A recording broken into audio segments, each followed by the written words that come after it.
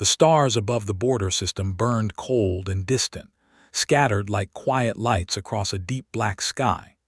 This region of space had once been calm, traveled only by traders and survey crews. Now it belonged to the Varun Coalition, a powerful alien force that had taken control of dozens of systems without serious resistance. Their fleets moved freely, their banners floated above captured worlds, and their leaders believed the age of challenge was over. In the center of the system drifted a massive alien command station, shaped like a broken ring. Its metal surface reflected faint starlight, scarred from past battles but still strong. Inside, wide halls echoed with slow footsteps and low voices. Tall alien figures gathered around a glowing table that showed moving star maps and fleet positions. Lord Talrex stood at the center. His body was tall and narrow, covered in dark plated skin. His eyes glowed a dull amber as he looked at the display. Many species feared him. Many worlds had fallen under his command. Talrex spoke in a steady tone. He said the outer colonies would fall within weeks. Resistance was weak. No force in this region could stop them. The coalition had studied every known power, every fleet, every weapon. None matched their strength. Another commander stepped forward. Her voice carried confidence. She said the last remaining unknown was humanity. The humans came from a distant spiral arm. They were new to the wider galaxy.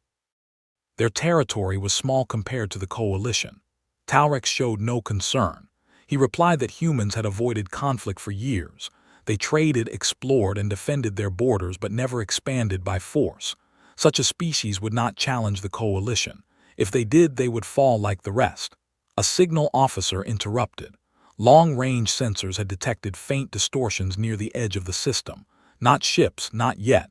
Just unusual readings. Talrex waved the concern away.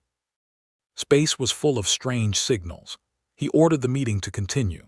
Far beyond the alien station, hidden between gravity shadows and drifting debris, small human scout ships waited. They were silent, dark, and nearly invisible. Their hulls absorbed light instead of reflecting it. No banners marked them. No weapons were charged. Inside one scout ship, a woman named Claire Hall studied her screen. Her brown hair was tied back, her face calm but focused. She had spent years watching alien space. Today, the pattern was clear. She reported quietly to Fleet Command. The Varun Coalition was massing ships. Their confidence was high. Their defenses were active but predictable. On the other side of a secure link, far closer to human space, a large fleet waited in stillness.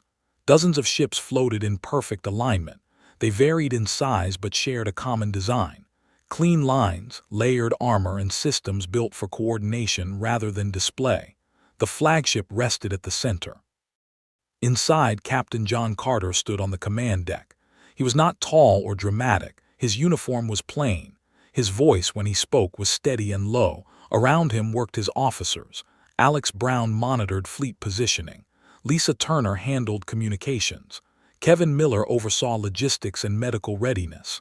Emma Davis reviewed electronic warfare plans. They had trained together for years. They did not shout. They did not rush. Each person trusted the others to do their work.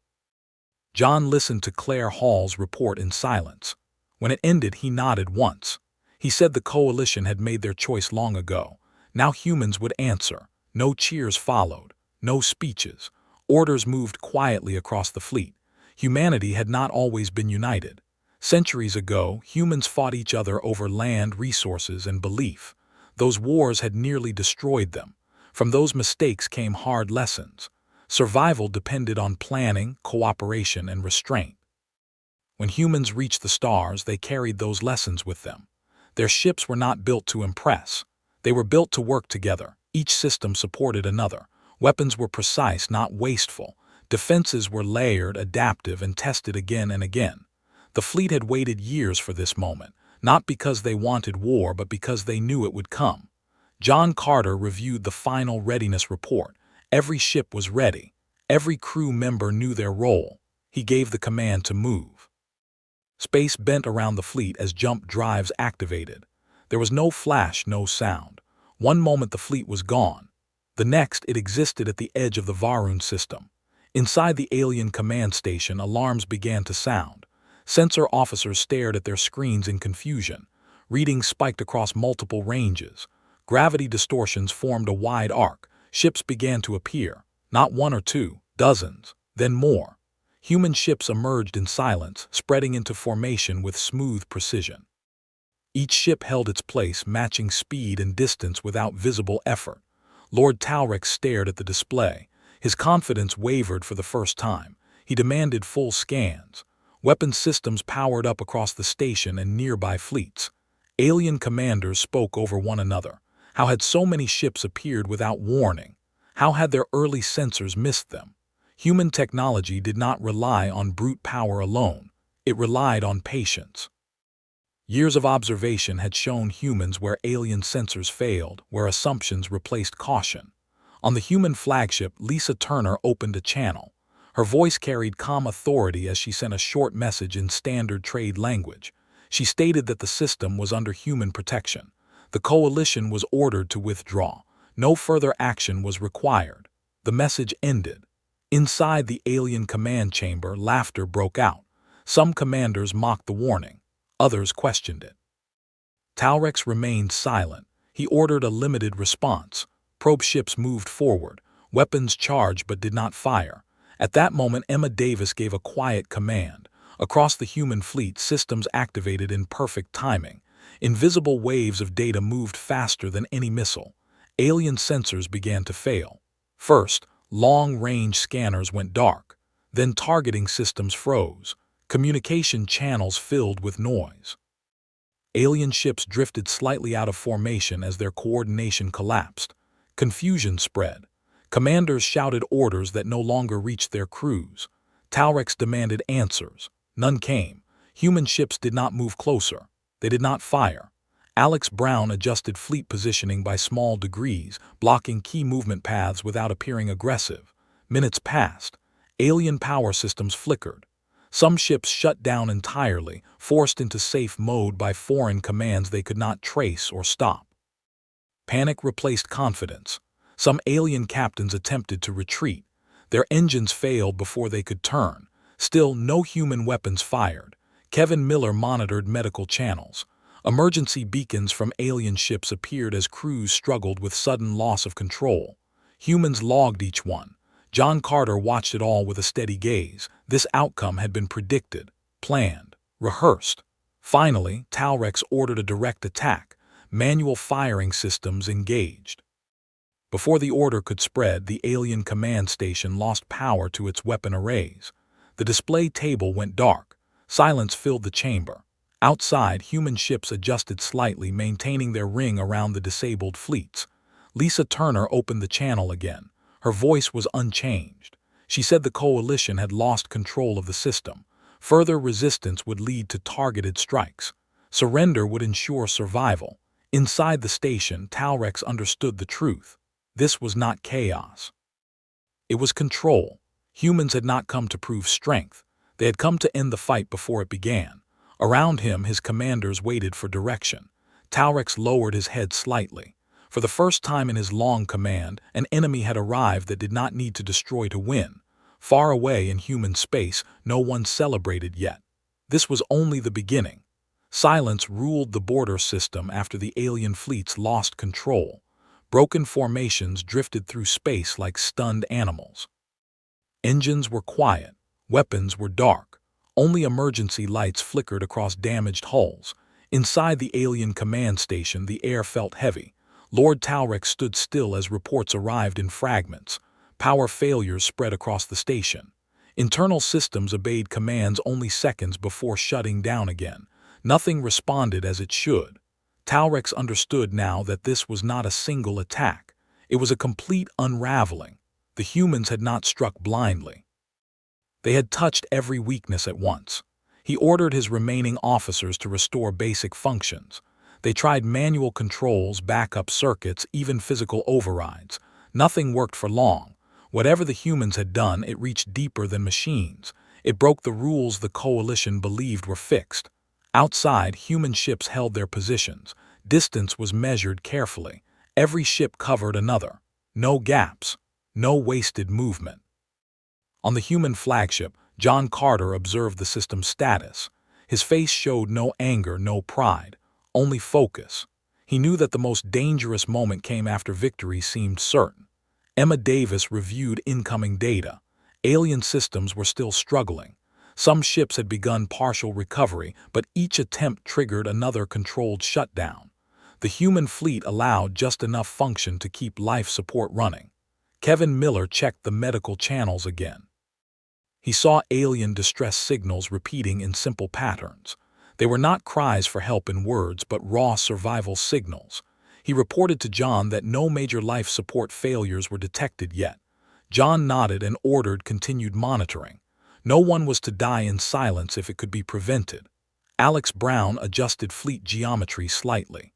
Human ships moved as one, closing escape lanes without appearing aggressive. It was a quiet message. There would be no running. Inside one disabled alien cruiser, a young alien officer named Serac floated near a control panel. Gravity was weak. His hands shook as he tried to restart a system he had trained on since youth. Nothing responded. Serac had believed the stories. The coalition was strong. Their fleets crushed resistance. Humans were traders and observers, nothing more. Now he stared at a dark screen and felt fear without a target. Across the system, similar moments played out. Alien crews waited for orders that never came. Captains argued with engineers. Soldiers clutched weapons they could not fire. Lord Talrex finally made a choice. He ordered all remaining command staff to prepare for direct communication. Pride would not save them. Delay would only tighten the human grip.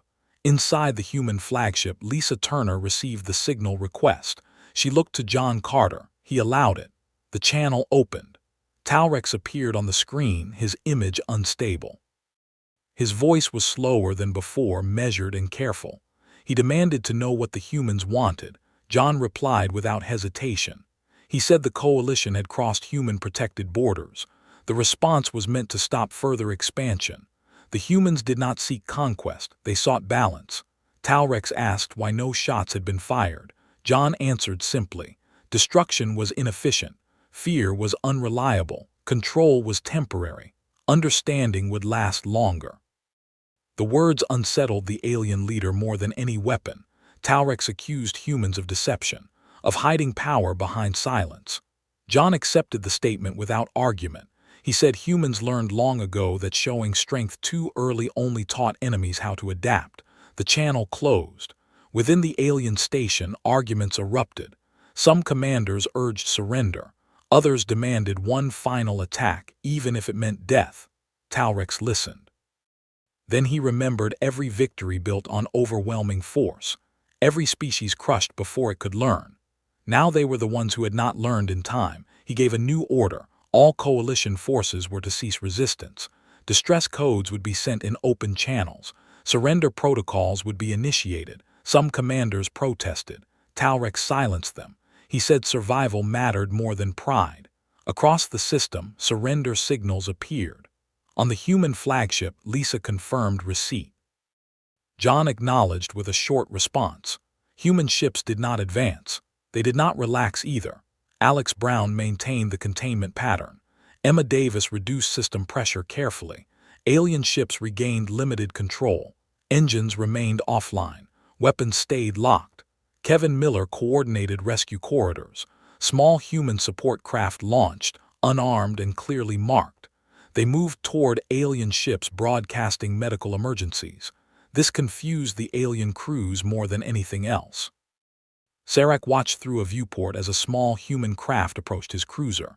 It did not carry visible weapons. Its lights blinked in a steady, calm rhythm. Boarding teams arrived wearing simple suits. No heavy armor, no raised weapons. They spoke slowly through translators. They asked about injuries, about air pressure, about water and power. Serac answered in disbelief. Across the system, similar scenes unfolded. Humans moved carefully, helping stabilize damaged ships. They recorded everything. Every action was logged. Lord Talrex was escorted to a neutral meeting chamber aboard the human flagship. He expected chains or isolation. Instead, he was given a seat, light, and time. John Carter met him face to face. No threats were spoken. No insults traded. John explained the terms. The coalition would withdraw from contested systems. Borders would be enforced. Trade routes would reopen under supervision. Future conflicts would be answered faster, not louder. Talrex asked what would happen if the coalition refused. John said the outcome would be the same, but with less mercy. There was no anger in his voice, only certainty. Talrex agreed. News of the surrender spread through the system. Alien crews slowly accepted the reality. Their fleets had not been destroyed, yet they had been defeated completely. Far from the battlefield, observers from other species watched recordings in silence.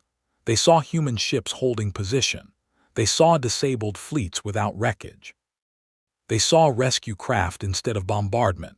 The lesson spread faster than fear ever could. Inside the human fleet, no celebration followed. Crews remained at stations. Repairs continued. Reports were written. John Carter looked out at the system once more. The danger had passed, but the work had just begun. Humanity had stepped onto a larger stage, and the galaxy was watching. Time moved slowly in the border system after the surrender. Damaged alien ships were stabilized and grouped under careful watch. Human vessels remained spread in wide formation, never drifting, never relaxing.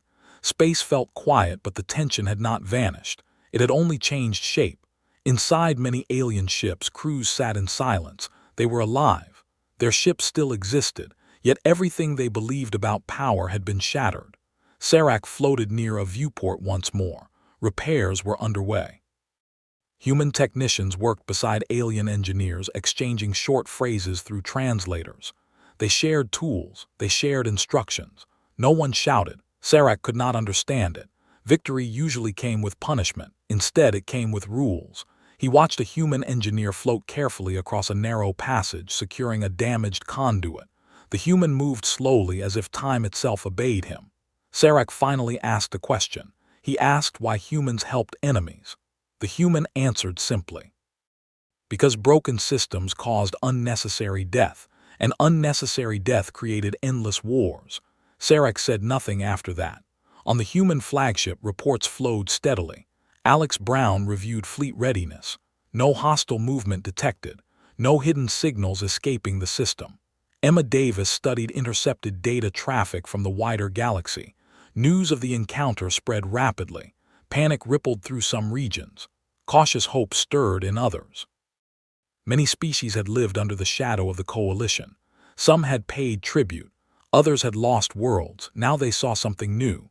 John Carter stood with Lisa Turner near the observation deck. Stars drifted slowly beyond the glass. He knew this moment would define humanity's place in the galaxy. Lisa spoke quietly. She said other powers would test them. Some would try diplomacy. Others would probe for weakness. John agreed. He said humans would answer each in the same way. Calm, prepared, firm.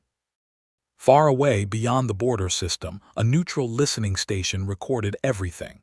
Its operators were not soldiers. They were observers sent by several minor species. They watched human ships maintain control without cruelty. They watched alien fleets obey surrender terms without chains. The observers sent their reports home. On one distant world, leaders gathered around a screen. They had feared the coalition for generations. Now they feared something else. Not humans themselves, but what humans represented, control without chaos. In the alien command station, Lord Talrex remained confined to a guarded chamber. It was not a prison. The door remained open. Guards stood back. Food and light were provided. Talrex spent hours in silence, replaying the battle in his mind. No missiles, no grand explosions, just systems failing one by one. He realized something bitter. His empire had grown lazy. Strength had replaced thought. Victory had replaced learning. Humans had done the opposite. When John Carter returned for another meeting, Talrex asked a direct question. He asked how long humans had prepared for this day. John answered honestly. Humans had prepared since their first contact with alien life. Fear had taught them patience. History had taught them restraint. Talrex asked if humans would now rule the border systems. John said no. Humans would guard them. Control would return to local governments. Force would be used only if agreements were broken. Talrex laughed softly, not in mockery, in disbelief. He said such restraint would invite betrayal. John replied that betrayal always came. The goal was to survive it without losing what made survival worth it. Outside, human rescue operations continued. Injured alien crew were transferred to medical ships. Human doctors worked methodically, explaining every step.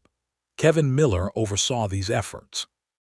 He insisted on shared reports and clear consent, no procedures without understanding. Some alien patients resisted at first. Fear ran deep, but results spoke louder than trust. Lives were saved. Among the human crews, quiet conversations began. They spoke about families back home, about old wars taught in history lessons, about how close the galaxy now felt. No one celebrated loudly. John Carter gathered his senior officers for a private briefing. The immediate threat was over, but long-term risks remained. He said the coalition's defeat would shift balances everywhere. Some powers would seek alliance, others would prepare countermeasures. Alex Brown suggested expanding patrol routes. Lisa Turner proposed open communication channels with neutral worlds. Emma Davis warned that new forms of resistance might emerge. Not fleets, but misinformation, sabotage, hidden influence. John listened to all of it. He ordered preparation, not expansion. In the alien fleets, commanders struggled to maintain discipline. Shame weighed heavily. Pride was wounded. Some whispered about revenge, others about reform. Sarek listened to these whispers. His fear had faded, replaced by uncertainty. He wondered what kind of future followed defeat without destruction. One day, a human officer visited his ship. The officer asked if Sarek wished to continue serving the coalition or seek reassignment once borders reopened. Sarek was stunned. Choice had never been offered before. He said he needed time. The human nodded and left. As days passed, human ships slowly adjusted formation, not retreating but relaxing their grip. Alien systems regained limited autonomy under supervision. Trade lanes reopened cautiously. Civilian ships passed through the system again, escorted but unharmed. Stories spread across the galaxy. Stories told in quiet voices. Humans had ended a war by appearing. On a distant station, a young alien child watched a broadcast showing human ships floating calmly beside alien ones. No explosions, no fire. She asked her parent what happened. The parent said the humans arrived. That was enough. On the human flagship, John Carter stood alone for a moment. He allowed himself a single breath of relief. This part was done, but the galaxy had changed, and change always carried a cost. The border system no longer felt like a battlefield. Days passed without alarms. Ships moved slowly and with purpose. Damaged hulls were repaired. Lanes of travel were marked and reopened under careful watch. Human ships still remained, but their presence had changed. They no longer felt like a wall, they felt like a balance. Across the system, alien crews began to adapt. Discipline returned, but it was different now. Orders were questioned. Assumptions were tested. Silence no longer meant safety. Sarek stood on the command deck of his cruiser, watching traffic move through the system. Civilian ships passed freely. Escorts followed at a respectful distance. No one fired. No one fled. He thought of the question that had been offered to him: choice. In the past, service to the coalition meant obedience without thought. Now thought itself felt dangerous but necessary. On the human flagship, John Carter reviewed the final phase reports. Withdrawal plans were prepared but not rushed. Humanity would not vanish overnight. Presence mattered. Lisa Turner coordinated open channels with nearby systems. Messages flowed in. Some asked for protection. Others asked for knowledge. A few demanded proof that humans were not hiding darker intent. All received answers, not promises, explanations. Emma Davis monitored long-range data. No hostile fleets approached. Some powers pulled back forces instead. Others began internal reviews. Fear was being replaced by calculation. Kevin Miller oversaw the final medical transfers. Injured alien crew members were returned to their ships once stable. Human med ships prepared to depart. There were no speeches, no ceremony. Among the alien fleets, Lord Talrex prepared to leave the human flagship. His status had changed. Once feared, now observed. Before departure, he requested one final meeting with John Carter. John agreed. They stood facing each other in a quiet chamber. No guards close enough to listen. Talrex spoke first. He said the coalition would survive, but it would never be the same. John said survival was the point. Talrex asked what humans would do next. John answered honestly. Humans would watch, prepare, and respond only when necessary. Talrex said other powers would not accept such restraint, they would test it. John nodded. He said tests revealed truth. Talrex studied the human captain. He realized then that humans were not passive, they were patient. Patience, he understood too late, was more dangerous than aggression. Talrex departed. As alien command ships regrouped, internal debates grew louder. Some leaders spoke of reform, others clung to old doctrine. Worlds once ruled through fear now questioned their loyalty. News traveled far. On distant planets, councils met. Traders changed routes. Military planners rewrote doctrines. Humans were no longer an unknown, but they were also not a threat in the way the galaxy understood threats. That uncertainty spread faster than fear. On the human fleet, preparations to reduce presence began. Ships rotated patrols, formations widened. John Carter gathered his officers one final time in the system. He reminded them that no victory was permanent, that reputation could become a weapon or a weakness. Alex Brown spoke of discipline, Lisa Turner of communication, Emma Davis of vigilance, Kevin Miller of responsibility. John listened.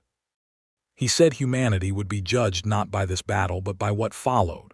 Slowly, human ships began to depart, not all at once. Never abruptly, each departure was logged, each movement announced. The message was clear. Humans did not vanish, they stepped back. Sarek watched the first human ship leave the system. It did not jump away suddenly. It moved steadily, then folded space and was gone. He felt something unexpected. Respect. He made his decision. When his superiors asked about reassignment, Sarek requested transfer to a border liaison unit, one that worked with humans. His request was noted, not denied. That alone marked change. In the weeks that followed, the system stabilized fully. Trade resumed. Communications normalized. Human observers remained, but in small numbers. Stories turned into lessons. Children across many species grew up hearing a simple truth. The war ended when humans arrived, not because they destroyed everything, but because nothing they did was wasted. On Earth, news of the encounter reached the public in careful detail. There were no victory parades, no loud celebration. People listened, debated, reflected. Some felt pride, others fear. Leaders spoke of responsibility. Humanity had crossed a line. There was no return to ignorance. John Carter returned home months later. His arrival was quiet. No crowds waited. He walked through familiar halls, greeted by familiar faces. The galaxy felt closer now. In private moments, he wondered how long peace would last. History suggested not long, but history had also changed. Because now the galaxy knew something new. When the human fleet appeared, enemy forces fell instantly, not from fire, but from understanding. And that truth would shape every war to come.